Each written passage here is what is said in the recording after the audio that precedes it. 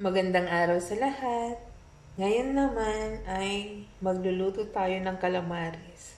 Pero ito ang una kong ginagawa. I-blanch natin or pakuluan natin ng bahagya para mag-open lang sila.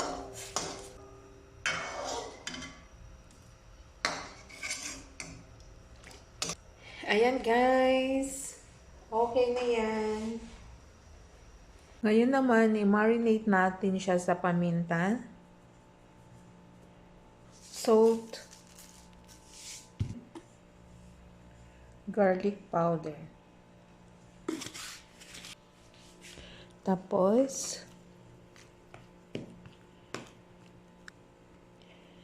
after 3 hours, babalikan ko siya. Ngayon, after 3 hours, maglagay naman tayo ng flour dito. And corn flour. Pero wala tayong egg, so hindi tayo maglalagay ng egg. Yan lang. Corn flour and ayan. Woohoo. Then, maglalagay ako ng crispy fry.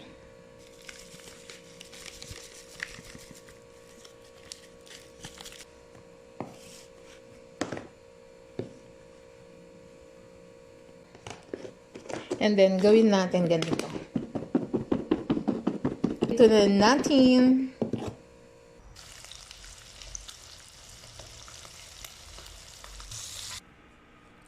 Luto na ang calamares. My own version. Eggless.